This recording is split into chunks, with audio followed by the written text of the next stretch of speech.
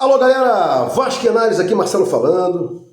Bom, preparei esse tema aqui, esses temas aqui desse vídeo, mas dando uma olhadinha aí na internet, né? News Colina. Não acredito nessa fonte, não acredito nesse tipo de canal.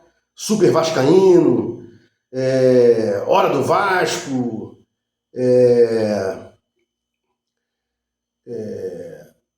e outra, Bola Vascaína, Bola VIP, uma porra dessa.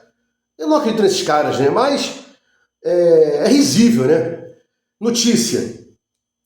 Diniz testou Hugo Moura como zagueiro, né?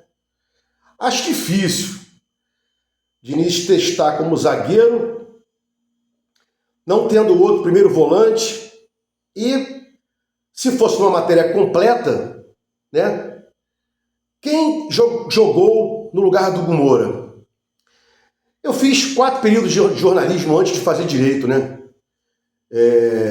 E no começo lá para o terceiro período, quarto, você começa a entender algumas coisas que você entende depois, quando vai fazer pergunta para testemunha, né? Ou para o réu, ou para o autor, né?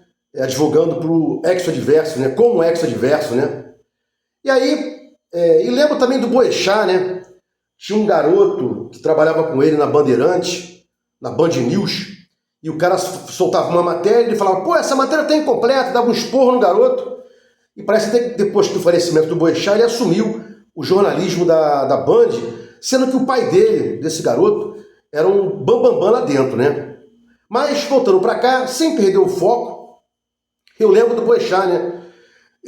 Dava uma notícia e ele perguntava, e aí? E que mais? Né? Por exemplo, é isso aí. Testaram o Hugo Moura como zagueiro, né? O jogo inteiro, metade. Quem jogou no lugar do Hugo Moura como volante, primeiro volante, né? É isso aí que a gente tem na mídia, né? Mas como meu canal é de opinião, eu opino aqui, né, sobre algumas coisas que não era esse o foco. Mas eu dei uma bisolhada lá, vi isso aí, achei interessante uma opinião sobre isso. Bom, chegou o Thiago Mendes aí, né? Entrevistado, disse que não está 100%, óbvio que não vai estar 100%, óbvio que não é um jogador para chegar para resolver, né? Já não resolveria se tivesse 100%. E aí, uma pergunta não pode ficar calada, né? Qual o jogador que o Vasco tirou de algum time aí ao longo dos últimos anos? Qual o jogador que o Vasco trouxe jogando bola, resolvendo jogos, pronto para jogar? Qual foi o jogador que o Vasco trouxe aí nesses últimos anos? Ninguém. Ninguém. Ah, o Nuno? Não, o Nuno deu uma pesquisada, não era titular não. Só vingando do Sport, né? Ah, Léo Pelé, estava jogando no São Paulo, poupe-me, né? Então é difícil. O que a gente tem aí é isso aí, né? Rebutalhos, as sobras do mercado, do mercado da bola, né? Rebutalho é aquele trapo lá que você junta tudo e faz uma colcha. Não estou chamando o Thiago Mendes de retalho. Pelo amor de Deus, só não é o tipo de jogador para chegar e para resolver, explodir, né? Deixar o torcedor do Vasco feliz, alegre, né? Bom, terceiro tópico aqui, né? GE fala sobre o balanço financeiro com arrecadação de 170 milhões, né? Que o Vasco arrecadou e tal, na época da 777, 170 milhões, só com o PEC e com o Marlon Gomes já deu 113 milhões. PEC 49 milhões, Marlon Gomes 64 milhões, vendidos a toque de caixa, né? Poderiam ser vendidos mais caros, mas a 777 queria fechar os buracos que ela criou, não tinha grana, pagava os aportes que ela fazia no Vasco, né? Com os dinheiros que ela arrecadava da venda de jogadores. E tem mais, tem o Orelano, tem o Pedro Raul, tem o Ignaldo, tem o Matias Galarza, tem o Palácios, né? Essa grana não entrou no Vasco.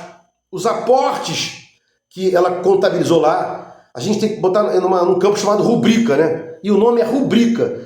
Botou uma rubrica lá e tal, mas esse dinheiro vem da venda dos jogadores, né? Então foram aportes feitos com dinheiros do próprio Vasco. Salvo engano, 310 milhões, 320 milhões, né? E não havia nesse contrato, nos contratos que foram assinados entre 777 e Salgado, entre EICAP e Vasco Associativo, não havia cláusula que dissesse tem de haver prova de dinheiro novo entrando no Vasco. Não há essa cláusula lá. Então, como não havia essa cláusula, e feita de propósito para prejudicar o Vasco, em detrimento do Vasco, para ajudar 777, EICAP e o Diaba 4, o que foi feito? Não se colocou essa cláusula, obrigando dinheiro novo entrando no Vasco, para que impedisse isso. Que o Vasco, que a 777 pegasse dinheiro de ativos do Vasco e aportasse com o próprio dinheiro do Vasco. Foi o que ela fez aí, né? E o Osório, Duque Estrada e Salgado não falam nunca sobre isso. E o Pedrinho jamais aí finalizou qualquer tipo de investigação para botar esses caras na Medina, provar que eles são vendilhões, né? E inimigos mortais do Vasco, né? Mas para isso, para que fique provado essa situação, vai ter que ter uma sentença. Ninguém quer sentença, né? Está se retardando a arbitragem para fazer um acordo e tal. Ninguém quer num papel, na parte lá da fundamentação, o juiz dizendo, olha, a culpa é do Osório, do Estrada, Salgado e tal, 777. Ninguém quer isso, né? Bom, para fechar aqui esse tópico, eu estava conversando com um amigo no Zap, né, dos vários grupos que eu faço parte, né, que não são grupos de fofoca, a gente fala de futebol, né? E aí eu comentei lá o seguinte, o terceiro gol do PSG parece gol de PlayStation, né? O cara pega a bola aqui, toca para cá, recebe na frente e lança para quem está na área sozinho. Gol de PlayStation, né? Gol lindo que o Real Madrid sofreu, né? E primeiro gol eles entregaram a paçoca, o segundo também quase que entregaram, meio que entregaram a paçoca, e o Asensio, acho que o nome dele é esse, meu Deus, né? Se fosse um Léo Pelé, tudo bem, mas é o Asensio, né? Como entregou a paçoca hoje, né? Bom, e nesse gol de PlayStation, nessa jogada, a gente vê aí, para fazer isso, tem que ter jogadores com intensidade, explosão, força física, né? Porque os caras partem do primeiro terço, né? Eles percorrem defesa, primeiro terço, meio de campo, segundo terço, e chegam no ataque no terceiro terço. Eles correm 2 terços além do que eles estão, né? Então é muito preparo físico, muita intensidade, né? Tudo bem aí que estava no primeiro tempo ainda, mas é isso aí que a gente vai ver nos times atuais, né? Em dado momento se retrai, em dado momento ataca como se fosse o último ataque do mundo, né? E assim que se faz, jogando de mais de uma forma, né? Jogando de mais de uma forma, não só numa transição defensiva, numa transição ofensiva rápida, com linha média, não só numa transição ofensiva com linha baixa, não só num jogo apoiado, não só numa quebra de linha. O time tem que ter mais de uma forma de jogar, né? E eu não vi muitas partidas, não, confesso a vocês, mas vi bastante gols desse campeonato, esse mundialito de clubes, e esse, taticamente falando, é o gol mais perfeito que a gente vê aí, as linhas subindo em correria, né? Os passes corretos, né? Zaga para o meio de campo para o ataque para o outro, da outra ponta, uma inversão. Isso é futebol, isso que aqui é bonito ver, né? É um golaço do PSG, e ontem mesmo, né?